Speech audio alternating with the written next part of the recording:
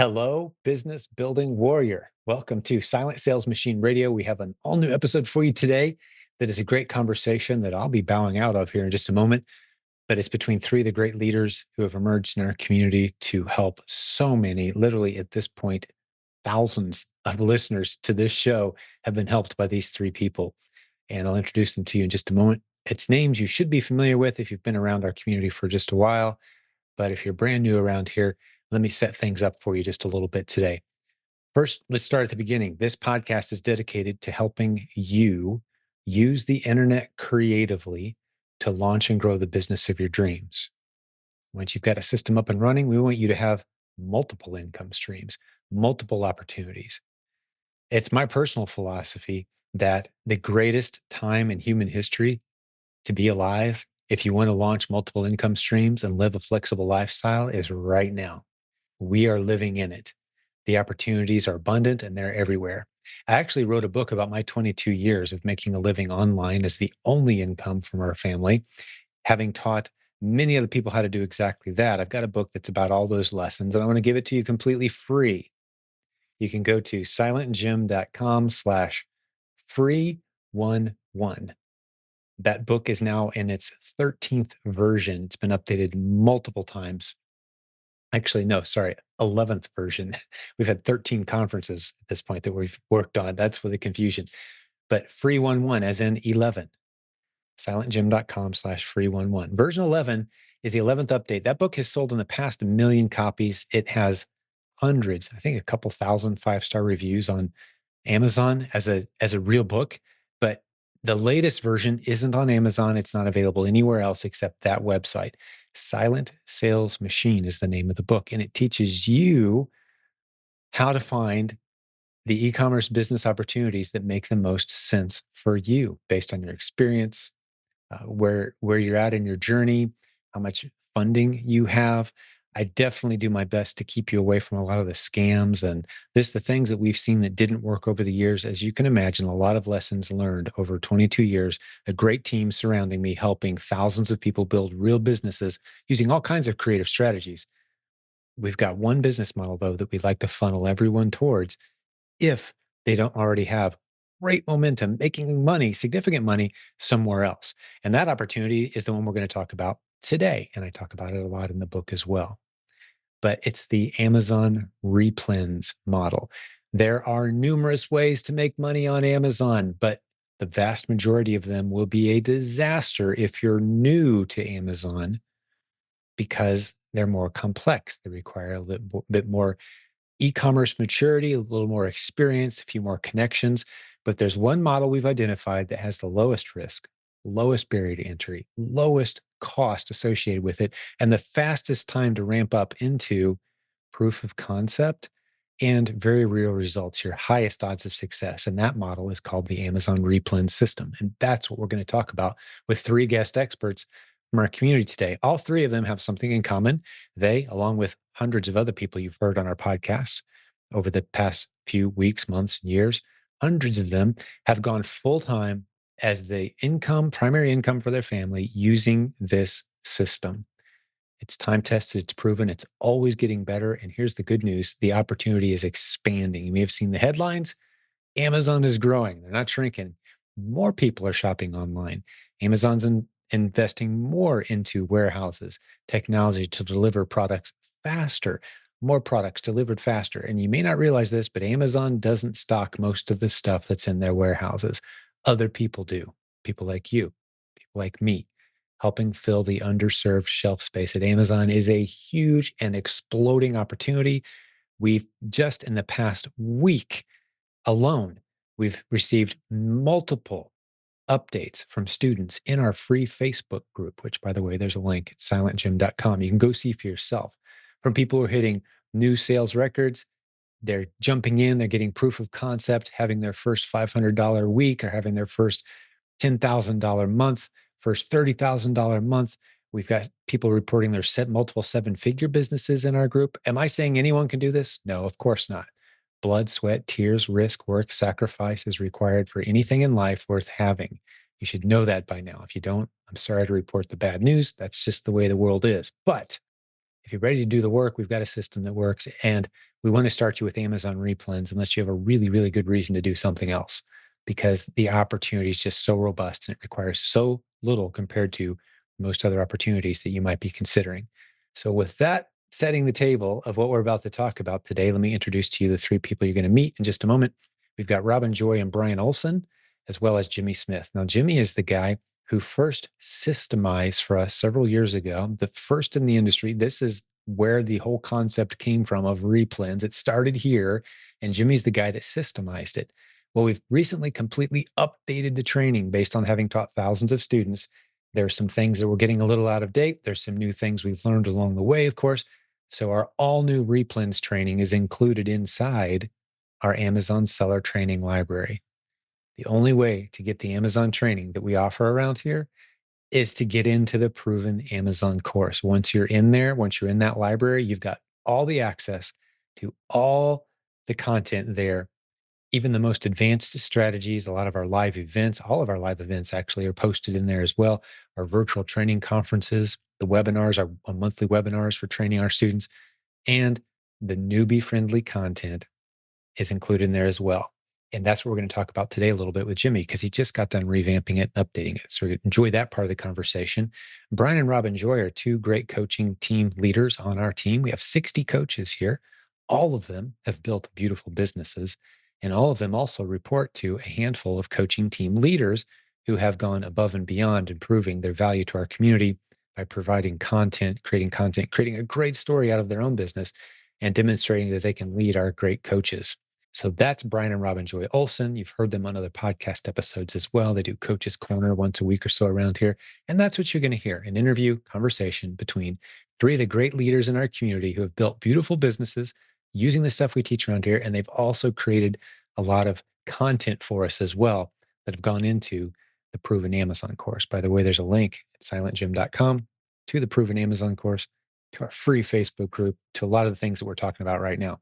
One of the other things I want to point out to you, besides just having updated the replens content for the Proven Amazon course, is we've got Walmart training coming soon as well. By the time you hear this, it's going to be really close to rolling that out. It's going to be the best Walmart seller training in the world, hands down. We've got some people really killing it, doing great on the platform. We've taken about a year and a half to develop out these concepts, the software tools that we know, love, and trust that you're going to want to use. None of it's expensive. If you're an Amazon seller, you should be playing around on Walmart. It's just not a big leap to jump into it. And they talk about that a little bit in the interview today, too. Where should you start? Should you start with Walmart? No, of course not. Amazon is still a great opportunity. It's still the best starting place. It's still where half of all transactions are happening every day in the United States online. But Walmart is actually growing a little faster than Amazon, as you'll hear today. They're not bigger than Amazon, but they're growing faster and they're growing very quickly. And there's a lot of opportunity there. So they talk about that today. Enjoy the conversation. I'm going to turn the microphone over now to my good friends, three of the most trusted, inspirational, and helpful leaders in our community. Of course, I'm talking about Jimmy Smith, Robin Olson, and Brian Olson. Enjoy this conversation with them. Welcome back to Silent Sales Machine Radio, where we are your co-hosts. I'm Brian. And I'm Robin Joy. And this is Coach's Corner. Hi, everybody. Special episode this week, joined by special guest, Jimmy Smith. Jimmy, welcome to the show. Hey, Brian and Robin. Thank you so much for having me. I'm excited to be back on the podcast and just hang out with both of you. You guys are such a blessing to hang out with, and super excited to be here. We feel the same about you. Thanks for taking some time out. I know we connected briefly, maybe a couple times in the hallway at the Proven Conference last month, but I was putting together a list of we got to have Jimmy on the show. And you've got a lot going on right now. Before we get into many of those details, can you just take a couple of minutes just for those who may not know who you are and kind of give us a little background about how you got started in the e-commerce space? Yeah, absolutely. I've been selling on Amazon since December of 2015. I actually got into it because, like many people, was looking for a way to add additional streams of income. And personally, I was trying to get out of my job that I didn't like doing. I used to sell insurance to businesses, and I just never really liked it. And so I was looking for a way to kind of offset that. And then I was able to turn the side hustle into a full-time income. through all of the content and things from this community. It was actually in December of 2015 that I jumped into straight into coaching. I didn't get back or anything else, and that was an amazing decision because from there on out, it took a few years for that to turn into something much bigger than the side hustle that it was. But once we figured out Replens, then from there, I was able to do the Replens course in the community, doing over 100K per month in my Amazon business, and it's just done a bunch of other things from there, whether it's software programs or other services, communities, et cetera, that I do in this community. And it's been a blessing and crazy 9 years. I can't believe it's been that long. 9 years, wow, going on a decade. Wow. Yeah. And speaking of replens, you were instrumental in figuring all that out and creating courses for the Proven Amazon course and helping us figure out what to do there, right? Yeah, it was an interesting circumstance, I guess, that it happened. I learned about Replens through the community within the Legends community, actually, at the time. And then I think that I was the first one to package it together as like how to go from 0 to 100K per month with the Replens model. And that's what was the first course within my Silent Team community. And it's turned into everything since then. So it's been pretty cool. So you mentioned a little tagline earlier that I think is the title of actually a book that you've written as well. Yeah, yeah, I did. So, that's the reason it's the title of the book. So, Side Hustle to Full-Time Income is the title of the book that I wrote. And it's basically the textbook version to the course. It was all based on the course. And so that's what I like to have as another way for somebody to learn how to get started selling on Amazon. And it's actually the textbook version to the old course, since the Replens course has been updated this past year, actually just a few months back from the time of this recording. But either way, a lot of the concepts still hold true, and it's I don't know, it's got a few hundred reviews on Amazon, I believe, a couple hundred, and it's pretty crazy that I've written a book and done all that, but it's been a lot of fun. Well, before we get into the newly updated course, I want to just take a minute and talk about the way that you were blowing my mind back in the early fall of 2019. And then you turn around and did it again this year. And this is, so I remember I'm sitting, first time I think you spoke at the Proven Conference, and you were someone asked like, well, how many ASINs did you have in your business that, was having where you had 6 figures of sales a month in Replens? And you said like 800. And I was like, 800. Oh my gosh. And I remember coming home and telling Robin Joy, I'm like, Jimmy's got 800 ASINs, but I don't think we're ever going to do anything like that. I mean, I just can't even imagine 800 ASINs, right? And of course, what you do is when you just drop a number like that, it expands people's minds, including primarily mine in this case. And just by you sort of setting that out there, the belief then existed that I could have 800 ASINs too. And then this year, you were speaking at the Proven Conference again, and the topic of your conversation was around building up a list of 5,000 leads. You want to talk just a minute about that? Oh, absolutely. Yeah. So over the years, my sourcing strategies have changed, and kind of my philosophy around it. I'm sure many people here that are listening to this, and definitely that have gone through courses, et cetera, can relate to the fact that whenever you're new, you're trying to find profitable ASINs that you can test. And for a lot of new sellers, that foundation may be 40% return on investment and either $3 or $5 net profit. Whatever your minimums are, you've got that and you're trying to find it. However, in the process of looking for those one-off ASINs, typically as a new seller, you're looking for one per hour that you can test, maybe more than that if you're really ramping up. But in the process of that, you're probably passing up on a lot of things that are 20% return on investment or 5% return on investment, things that just aren't perfect. However, we all know as sellers that not only does the competition fluctuate every single day, new sellers come on and fall off the listings every day, but also Amazon prices change every day because of repricers and because of a lot of different supply and demand things. And retailers that we purchase from also will discount products. They'll put out coupons, maybe a discounted gift card comes out. And so my philosophy has changed that instead of trying to source for those testable ASINs and that's all that you're looking for, why not capture all of that other work that you're already doing in the form of leads that are anywhere from 0% return on investment to your minimum of 40% or whatever it might be. Because then you might find 10 or 20 of those that you don't want to buy right now in your business, but you want to store those things because in the future, the price may go up or you may get a discount. Or maybe it's actually a seasonal replen that every season it comes back and you can buy it and sell it. There's so many reasons to that, but the more data that we have access to is leverage in our business. And that leverage is very powerful as we grow into year 1, 2, 3, and beyond, because then you're just building up this huge catalog of products that you can go back to over and over again. I love that. That's such a great point about doing this business is that, and you said for like the first few years, you weren't keeping all that information. And I know that I wasn't keeping that information for our first probably 18 months either. And you talk about leverage, but there's always this part that has to happen, which is bridging the gap between a viable ASIN. Like the ASIN has to be created correctly and not have any red flags in terms of being misbranded or misrepresented. It can't be confusing for buyers, right? Match up with a source.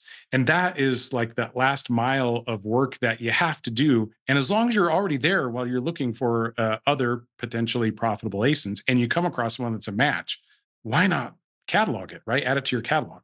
Absolutely. Yeah, it's just a huge game changer. If you think about it, let's say you found 10 an hour and you do an hour of sourcing a day for 5 days a week. You're still taking 2 days off for the weekend. I mean, that's 50 of new leads per week. That's 200 per month. That's over 2,600 per year. That's just if you're finding 10 at an hour of sourcing per day. I know whenever I was getting started, I was doing sometimes 6 or 7 hours of sourcing in one day, or 3 or 4 hours at night after I got back from my job. And so if you just add hours to that, or you add another person, or you add in things like leads lists or different software that can help you collect data, it can go to 5,000-10,000 leads per year that, yeah, they may not be profitable right now. It may feel like a waste, but if you look at this business on the long-term horizon, the opportunity really starts to open up a lot more if you're just really taking that data that you would have priorly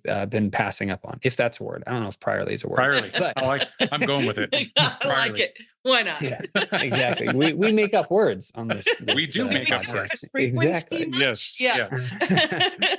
So anyway, but yeah, that's just kind of the whole point of it. And I think that if people view their business as I'm collecting data, I'm learning along the way, even if I don't find any ASINs, but I found 15 things that are now in my catalog that I can come back to, that can turn into a replen or 5 in 6 months. You just never know. Yep. Love it. Exactly. And it helps. I think a lot of times as a new person coming in, you feel like you're doing all this work and not getting anything for it. And this is a way to put that work in the bank, right? It may only be earning 1% right now, but that could turn into 10, 12, 20% at some point in the future. So yeah. And let's face it, Amazon changes the rules all the time. It sure would be nice to have a database of ASINs to go to if all of a sudden what you've been passing up all this time becomes viable. Yeah, right. Absolutely. Yeah. And if you even look at it, like I'm not saying that if you have 10,000 leads, you're going to have 10,000 things you're going to test in the future. If you just have 1% of those work out though, and it's 10,000, that's 100 testable ASINs. And I feel like that's fairly doable for people to get to in a year. And then you could really even maximize it through other things that can help you find more leads that are profitable. But ultimately, it's a fairly simple way to approach how do we source and how can we really ramp up our business in the future? How are we helping ourselves in the future to have actual testable ASINs? Yeah. We're actually helping our future selves. That's We right. do that. Yeah. Our future selves will thank us. Yes. Right. Well, let's circle back to, you did mention that there was a fairly recent update to the Replens course that is in the Proven Amazon course. Can you kind of talk us through what your thought process was when going through that updating process? Absolutely. Yeah. So in the course, I believe it's titled Replens Course 2.0 or something like that, but it is the main Replens course for anybody that gets the Proven Amazon course. That'll be the Replens course that you go through. And so the original course was modeled actually around a presentation that I did back in 2019 from going from $0 to $100,000 per month in Replens. And that presentation was based off of 4 different stages that you go through in your business. Typically, it's 0 to 10,000. You've got a bunch of stuff you're learning. And then from 10,000 to 40,000 a month, you have more things that you're learning. And then there are other stages, 40 to 70, 70 to 100, and 100 and beyond. Now, the thing was, whenever I originally did the course, I spent close to an equal amount of time on the 40 to 70, 70 to 100, and 100 and beyond stages. And while that's good, for most people going through this course, they're at 0, right? Or maybe they're at 100 or 1,000, and they're getting into a course. And so what I wanted to do with the second course was really make it much more focused on sourcing. So there's, I believe, 15 different ways to source approximately within this course. And I wanted to make it, for the most part, the simpler ways. There are ways that you can really, complicate it and get good results. But I went through some of the simple ways that anyone can do. And I also spent a lot more time on 0 to 10 and how do you get to $10,000 per month? And then how do you go from 10 to 25 or 40? I do cover a little bit the 40 to 100K, but it's not the focus of it, because even if you come through the course, you learn all of the things, and you get to 40K per month, most people aren't going to be remembering a course they took a year or two ago to say, oh, I need to go back and watch those last 2 videos, right? Yeah. And so I really wanted to design it more for the place where most sellers are coming into the community. That's great. And I can't help but think the new thought process that you've injected here, I don't know how much of it is in the Replens course, but we already spoke about it today around, building that catalog is really going to help people in that 40 to 100K range, right? Like that, usually that just sort of taking off, getting out of the atmosphere is that 0 to 10K. It's the most work. It's the steepest learning curve. From once you kind of get that down, then it's just a scaling exercise. And when you have this huge database that you've been building over time, that really can help that path, that path from 40 to 100K be much easier. Oh yeah, absolutely. And one thing too that I didn't mention with the Replens, the new Replens course, I also made it more based on modules. The original course was they were hour-and-a-half long presentations, about 7 of them, and so this one is a bunch of short videos, mostly under 30 minutes, and a lot of them are under 15 minutes. So that way, as things change, we can remove just small pieces. I don't have to redo a whole course. And also, if new things come out that we want to add, which I've actually already done in the last couple months, I can just add an easy video. That change, I think, that actually took place was the monthly sold amount on Keepa. That was actually new after I did the course. So I had to make a whole new module, but at least I didn't have to redo the whole course, right? And so that was another change, just so that it can be more easily updated each time that there needs to be. Yeah, I love that. I mean, especially with today's ability to have media easily changed out. If you've got smaller modules, it's a lot more plug and play. Exactly. And a lot, so lot better to have bite-sized chunks, maybe too. Yeah, for people that are learning.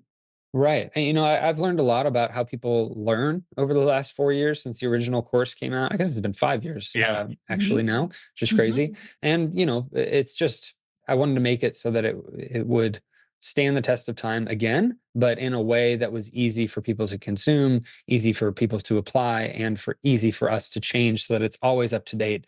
Even if I don't make the videos in the future, if it was you two that made a new module for it, it's just easy to add into it. Yeah, that's great. Well, one of the things that I mentioned in a previous episode, and I think maybe we were on a call together. I can't remember. Anyway, there was one of the big themes that came out of this year's Proven Conference was Walmart. Like I remember there was maybe a session last year on Walmart. There were quite a few more sessions on Walmart this year. And you had announced in one of your communities that you decided to go ahead and open up a Walmart account that you didn't have previously. What was your thought process behind that? Yeah, so that actually came. I recently recorded. We have on the Wednesday calls, we have Jeff Schick that comes on and has a question or two, and he had mentioned in one of those things that I recorded with him that the Walmart registration process has changed over the years, and it's a lot simpler to get your Walmart account now than it used to be a couple years ago. However, with some of the changes that are happening, there's also a lot more counterfeit sellers and bad sellers that are jumping in, and so Walmart in the future may actually make that more difficult for people to get an account. And so I just felt like it was a good time to open that account, especially with a lot of the things coming out in the community here soon for Walmart courses and stuff like that. That way I'm ready and available to start implementing into the Walmart business whenever I'm able to. So I've only opened it. I haven't done anything beyond that point. But ultimately that was kind of my main reason behind it. So we're not that far ahead of you. I think we have a couple of items listed, but We've got our brand. We've got our brand. we got our brand registered or approved over whatever they there. call Yeah. nice. So we have that, but we haven't sold anything yet. And so I didn't think I ever thought it was going to be, oh, we'll instantly double our business, because there just isn't that kind of, you know, Walmart compared to Amazon's, it's a smaller audience, though they're growing rapidly. They're working on it. How do you anticipate Walmart as an additional platform impacting your business in the future? Yeah, I personally think that Walmart will continue to get better each and every year. I think more sellers are going to be there, and the more sellers that are there, the more selection customers will have, and so there's going to be more competition. Ultimately, Amazon though dominates not just the ease of buying and everything that goes into their platform, but also the search behind it. I mean, I think it's something like 80% of people will check Amazon before they make a purchase, even if it's offline, even if they're in a retail store, they'll see what the reviews are. Like Amazon is more than just a platform for buyers and sellers. It's a search engine now. Yeah. And so I think that will be a difficult thing for Walmart to break or to get people over to their platform. Plus, they don't exactly have the advantage of looking like a small, like, hey, we're going up against the giant of Amazon because they're the giant of Walmart. Yeah. So there's just going to be some difficulties there, but ultimately, it's a good platform that's growing, and people are doing hundreds of thousands, if not millions of dollars a year on the platform with typically less fees, but some other headaches that come along with just being a newer platform that hasn't gone through all the same issues that Amazon has and they've fixed. So there's pros and cons to both. Personally, if you're a new seller, maybe open your Walmart account, but I would not be focused on trying to just crush it with Walmart until you have a good base on Amazon. And once you understand the Replen side of Amazon and you feel like you have the bandwidth to maybe add a couple products on Walmart, that's when I'd look at it. You know, for me, I've got wholesale accounts and other things that I can just directly put onto Walmart fairly simply. And so that's why I decided to add it. If I was brand new, though, listening to this podcast, and I was trying to decide between the two, I'm doing Amazon all day first. Yep. And then maybe in the future, keeping an eye on Walmart. And if I have the ability and time to do that, then I would start adding in other things. Absolutely agree with that. Was well said. Yeah, just to share a similar story, I think we had applied for Walmart 2.5 years ago or whatever, and we didn't get approved, which I was kind of shocked by. But okay, it was one of those things Who where knows why? we couldn't keep Amazon stocked as it was, right? It was like we were already like burning both ends of the candle just to keep Amazon in stock. So it didn't seem like a good thing to add a whole bunch of additional work to our plate at that time either, which is why we didn't pursue it a whole heck of a lot back then, or at least as hard as we could have. So yeah, I think you're right though. Just getting the account open because it's a little easier right now might be a good idea, but I would not put a lot of effort into it until you have a foundation built in Amazon if you're a new seller. I agree with your advice there. Yeah. Yeah, and one of the great things too, I know that there's going to be the Walmart course here coming out soon in the community. The point though is, yeah, there's these opportunities, and we need to provide training for these things. But if you're brand new, we need to have you focused on the thing that has worked for so many other people with getting started in e-commerce. And Walmart is an excellent thing that you can add into your business, and you should be looking at that. Don't ignore it by any stretch of the imagination. But yeah, there's opportunity everywhere, but Amazon is still the lowest hanging fruit, and Walmart is a great platform to add in once you have those replenishable products. The opportunity to take replens that maybe don't work anymore on Amazon because now they work on Walmart and you can start selling over there. It's great. So yeah, it's just, you can also drown with opportunity, and you have to be careful with that at times. So it just comes back to knowing what you're capable of handling in your business and in your personal life and everything else that you've got going on, and what would be best. Yeah. Agreed. Well, it kind of brings up the topic of inventory management, and inventory management is one of the things what we see with a lot of folks coming into this business is once you get over that first hurdle of being able to identify test-worthy products, which can be a big hurdle, then the second big hurdle is like, okay, now I have all this stuff. How do I keep track of it? Yeah. How do I know what I should be replenishing? How do I know, if I shouldn't send this in anymore? Do you know anything about that? Yes, absolutely know a thing or two about that. Yeah. So actually back in the original Replens course 5 years ago, I had given out a Google Sheet There's a Replen management sheet. And so that was just a manual way of, hey, put all of your ASINs in this and it'll automatically show you a link to the Amazon page. But then you have to put in all of your data and you can track when to restock items. And out of that came a software company that was able to start with another seller in this community, Carl Jacoby. And now I'm working with a developer on it. And I've been doing that for the last 4 years. But we have another developer in here named Greg Flint that I've worked with on Replen Dashboard. Now, Replen Dashboard it started as an inventory management system. Absolutely.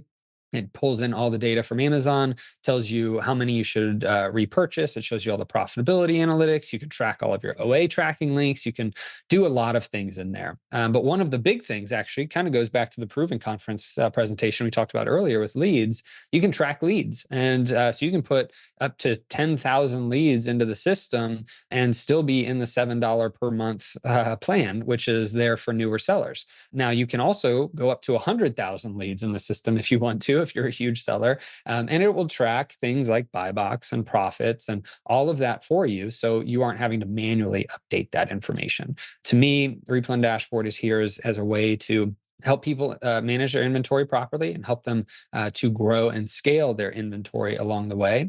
And so we care about new sellers. Absolutely. That's a huge market for us. That's what my heart has been for the last 5 years. And so, yeah, the base pricing plan, $7 per month for anybody doing under $10,000 in sales per month.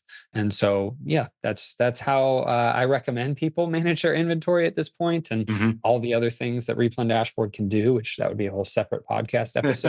Yeah, well, we'll have to have you back. Yeah, exactly. Happy to answer any questions you have on it. But ultimately, the reason that the software was created from an inventory management standpoint is because there are other software programs for inventory management for Amazon sellers.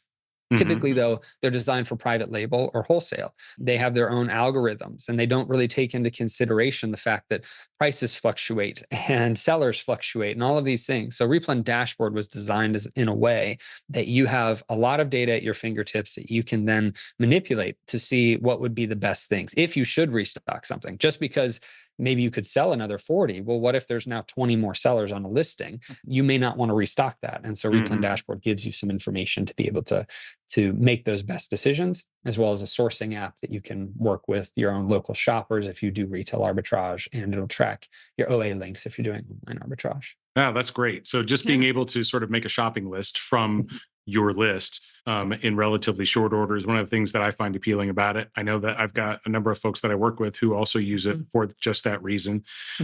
And then you guys have really improved that product over the years from, not that I'm going to compare it to a spreadsheet, but, like you gave a spreadsheet out in the first Replens course, and now you've got this highly robust piece of inventory management software that is super accessible for everyone.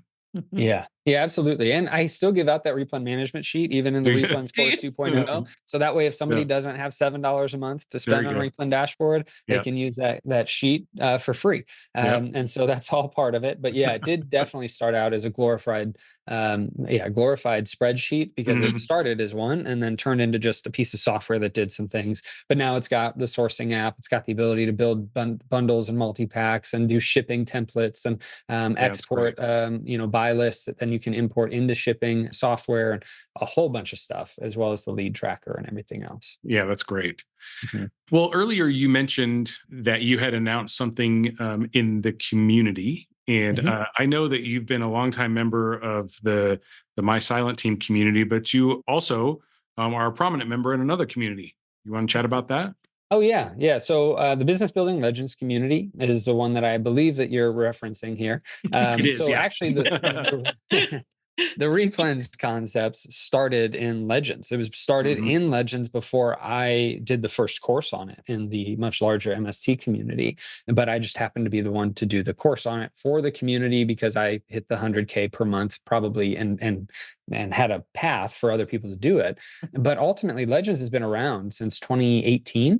And about a year ago, I actually took it over as the owner of it from another prominent leader in the community who is, just moving on to other things and to ministry things. And so he reached out to me. I was able to purchase it from him. His name is Ryan Rieger. And since then, we've built a lot of cool things within the Legends community, but specifically connecting motivated sellers and advanced sellers just that are all trying to learn to grow and scale their business even further. So we have collaboration calls for beginning sellers and advanced sellers. We have monthly webinars and Q&As. We have training on Walmart and on eBay and other platforms. We have masterminds with monthly group coaching and so many other things that come through Legends. And we've also worked with the Jim Cockrum coaching program pretty closely in seeing how we can allow some coaching students to get into the Legends community if it makes sense for those coaching students. And so it's just been a pretty fun year, but community to me is so important.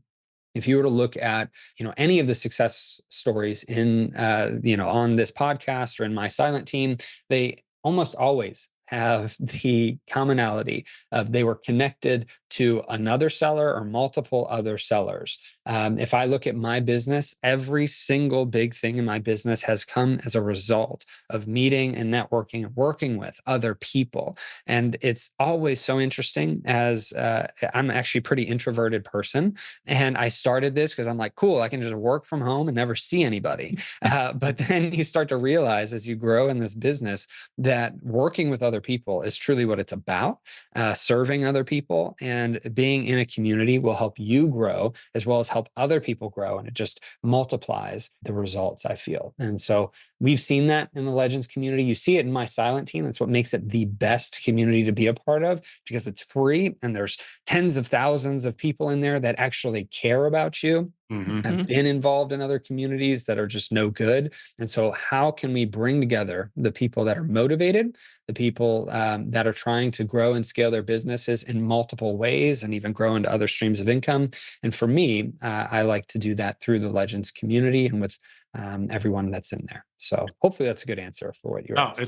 It's great. I can tell you actually, because we're talking Why don't right you now. tell 'em? I know just the growth that I've seen in the Legends community in the last year or so, particularly when it comes to the it's not as Facebook centric, maybe not Facebook at all. I don't know with the new app that I have, I see a lot more that's going on that I didn't see before. All the content, all the collaboration calls, all the just collaboration that is going on in general between the content and the members. And there's a lot of like new people coming in and bringing energy to that group. I'm really excited for everyone who's involved and for you as a kind of the leader of that community.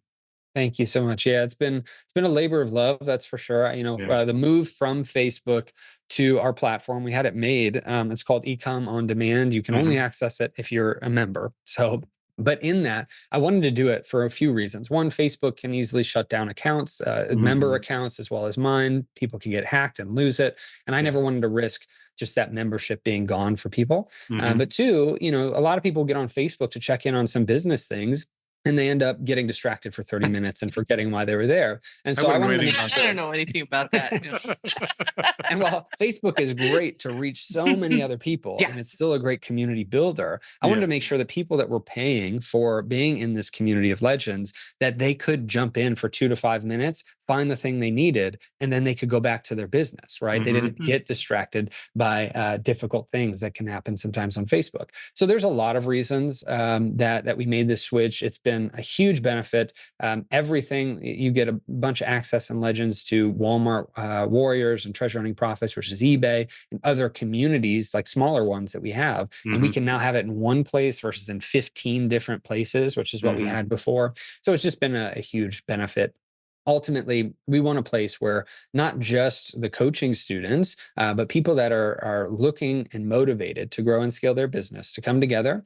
We also have Jim Cockrum coaches in there to kind of be a part of the community as well. And they serve in so many different ways in there. And so it's just been a huge blessing. And I'm excited. I feel like the foundation after I took over this past year, this foundation has now been built on this platform and so many new things. And I'm excited for what we can do in the years ahead, especially with everything that changes in e-commerce consistently. I think there's a lot of synergies there that are going to help propel that platform forward, and everyone who's involved in it. So I'm really excited about that. Well, Jimmy, you've been really open, and we appreciate you answering and sharing everything with us. I got one more question for you, and unless Robin has any other questions. And no, but I want to make sure Jimmy has a chance to tell us whatever he has on his mind as well. Sure. But maybe this will get us there. Okay. Sorry. Going off script. I don't know. So didn't have a script. So you mentioned earlier, like we've got a decade, or you've got a decade in this business, in the various e-commerce platforms. What do you think the future holds for those of us who are in it, or those who are thinking about getting involved in e-commerce? Yeah, so I think there's a couple things regarding the future of e-commerce.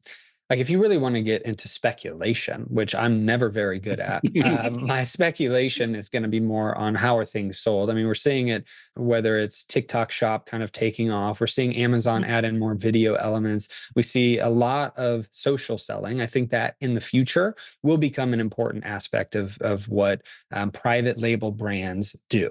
Now, from a new seller perspective, something that has been constant for decades, past Amazon, even back into eBay, and probably before that, not on the internet though, is just how do we find products and then sell it for more in a different place? And eBay did that. eBay still is strong at doing that. Amazon and now Walmart, we've got all types of platforms for reselling. I think as a new seller, if you're looking at, is this a business model that I can grow with and continue to just have some reliability on?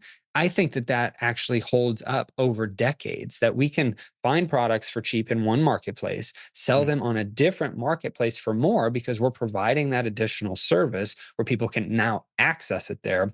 I think it's actually a very strong business model. I've been hearing since I started that arbitrage was dead. I heard that eBay was dead. I've heard all of these things ever since I've been around, and it just isn't true. But even if it was true, if Amazon, the biggest online third-party marketplace and really online website there is in the United States anyway, if that went away, the skills that I've learned and everyone else in this community would then apply to eBay or Walmart, or you could probably even set up a Shopify and use some of those video selling, social selling type things that I just mentioned to drive traffic to it, where you're just buying and flipping items. I think that always will hold legs for anyone that's looking to start. And then from there, brands are going to always need help. Stores are going to need help. You have the ability to consult and grow. There's so much opportunity. I don't think, if we were to really zoom out and look at everything that we do in this community, all of them are all of the business models are principles, and they're proven principles. And that's why this community is so powerful,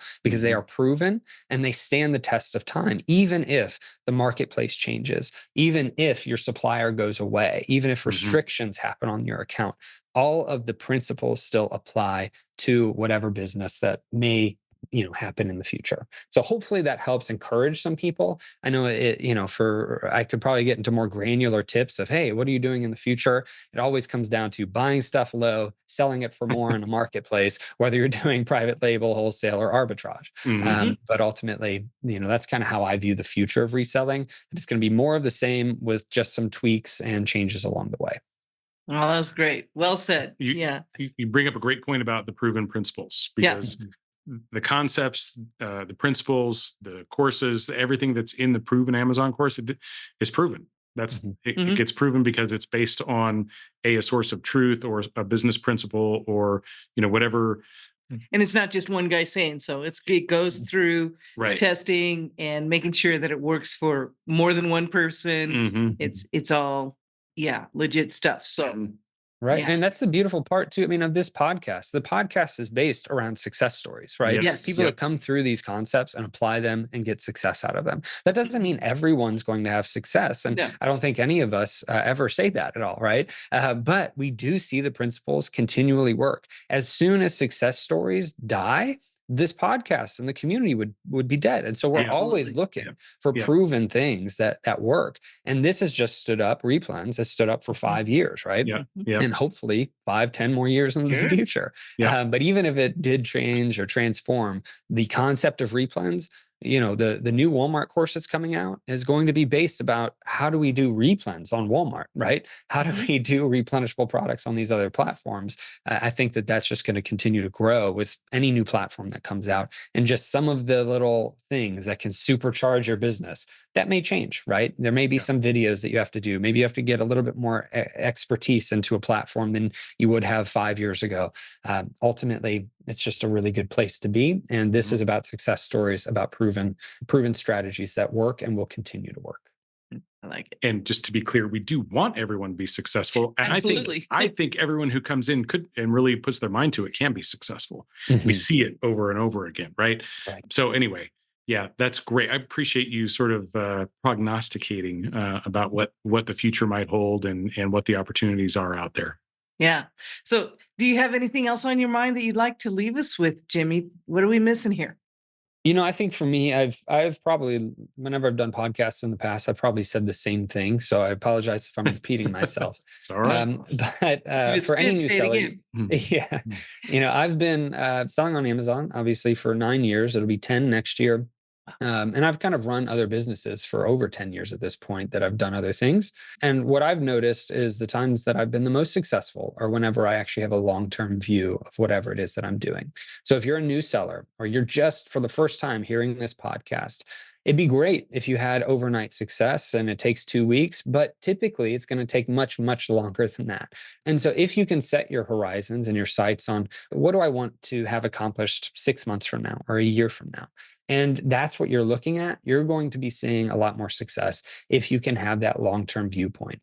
Additionally, if you make that long-term viewpoint about activity-based things that you can control versus on sales or other things that you can't control, then if you are looking at 6 months and you say, in the next week, I want to accomplish these goals, and in the next month, I want to do these things, then in 6 months or a year, when you look up, most of the time, those results will follow. As long as you're doing the right things on a daily basis. So for anybody that's new or you've been doing this for a while and you're trying to figure out what's going to work, just focus on what you can control, have a long enough time horizon, and it typically will work out for the majority of people that do that. I know it has in my life, and I've seen it in so many others as well. Yeah, we've seen a lot of success stories in this community. Thanks for sharing that, Jimmy, and thanks for coming on and talking to us today. We've just considered it such a privilege to be able to serve with you and the other leadership members in this community. I just love this community. It's just the greatest. So. Well, thank you so much for having me on. It's as I said at the beginning of this, it's such an honor to be able to serve with you guys and everybody else in this community. And I know our hearts are always to help people. And so it's just a special place to be, because I've been in other places, communities that aren't like that. And so you guys do an awesome job with everything that you do, and you train so many people, and I love seeing the success stories come through. So thank you for everything. Yeah, thanks so much, Jimmy. Thanks so much for coming on and chatting with us and sharing what's on your heart. We appreciate it. One of the things that you said, I want to kind of wrap up this episode with, which is to focus on the things that you can control. What are one of those things that we can control, Robin Joy? Test more ASINs. Test more ASINs. Let's go test more ASINs. Let's go test some more ASINs. All right. Thanks, Jimmy. We'll see you soon. Bye. Bye-bye, everybody. Hey, before we let you go, we have a special segment that we do once per week with our good friend Jeff Schick from jeffschick.com. He's a legal and policy expert on all things Amazon, Walmart, and other e-commerce platforms as well. He's always got some great stories and pieces of information for us. So, Jeff, what do you got for us today? All right. So this one comes from Lewis. He's one of my paralegals on the team. And the topic is speed kills. So a lot of times when people get an account health violation, they think their immediate gut reaction is, I need to take care of this right now. And and even Amazon will sometimes tell you, you must address this right away. So in general, a lot of times what we advise people is that speed is not necessarily the most important factor when it comes to dealing with an account health violation. There is one exception to that. That is restricted policy violations. If you receive a restricted policy violation, Amazon policy states that you must close or delete the listing within 48 hours of receiving the notification, or your account can be suspended. Lately, we've had 4 people suspended within the last 2 months here, and all of those were because they did not delete or close the listing within 48 hours. Of those violations, all 4 of them were for products that did not contain the restricted ingredient. but because they didn't close the listing, Amazon suspended them for violating the restricted product policy. So for the sellers who received the notification and did close the listing within 48 hours, which was about 20 of our clients, the remaining, 16 or so did not get suspended, and they still are not suspended. They just have been dealing with the violation that's on their dashboard. So that's one exception to the speed kills, which is restricted product policy violations. You should close or delete within 48 hours. But for everything else, it generally what we recommend is to take your time, figure out what's going on. So if you get an authenticity complaint or an IP complaint, the first thing you do should not be to immediately reach out to Amazon. It should be to collect your facts. So for instance, with like an IP complaint, our first thing that we always do is we analyze the claim. Is there any validity to it? So if there's validity to the claim, then that changes the whole workflow of what we do. And we come up with a case by case scenario on those cases. If there's not validity to the claim, then we reach out to the brand, we explain why they're wrong, and then we go through our normal workflows. But what we don't recommend doing is immediately reaching out to Amazon, certainly not accepting the violation, because if you're not in the wrong, acknowledging the violation is just going to put a mark against your account for something you didn't do that you could have otherwise fought. Similarly, if you are in the wrong, acknowledging can be detrimental to you from a legal aspect if you're later included in a lawsuit, because an acknowledgement saying I agree that I violated the policy, when the policy is that you're accused of infringement, for instance, means that you're telling Amazon I infringed. And if you get sued by the brand for infringement, that now gets entered into evidence and you could be asked, by a judge to read out loud, please read what you clicked on Amazon. I violated this policy. I infringed, and that would obviously be very detrimental to a case. So that's, what Lewis wanted people to know is, take your time, reach out to experts, find out what needs to be done first for these cases, rather than jumping right into them. Similarly, like I talked to a seller yesterday who'd received an IP claim, and it was a valid IP complaint. And his first question that he asked is, so should I go ahead and email the brand and ask them to retract? And my response to that was no. And he was shocked. He goes, why would I not want to retract it? I said, because if you reach out to the brand when you actually did infringe, you're now opening the dialogue for a settlement, because you potentially owe them money because of the fact that you infringed on their intellectual property rights. And by reaching out to them, asking for a retraction, two things will happen. One, you're now putting yourself right on their radar to require an escalation. And two, they're not going to retract, because to retract would be they would have to tell Amazon, we filed this complaint in error. Mm-hmm. And as we're looking at this together, you and I both agree that you infringed. So they didn't file it in error. There was nothing wrong about what they filed against you. And so what we've seen sometimes is people that jump into those emails to the brand or jump into the appeals or acknowledgments to Amazon sometimes cost themselves real dollars later, because if they end up getting sued, that gets used against them. And so we did have a seller recently who she was really adamant that she wanted the violation off her account. So she started emailing the brand, even though we told her, hey, this is a really bad idea because you did infringe on their IP. And so she kept emailing them. They started saying, you owe us money. She said, no, I don't. I'm not going to pay you. They basically filed a lawsuit against her in federal court.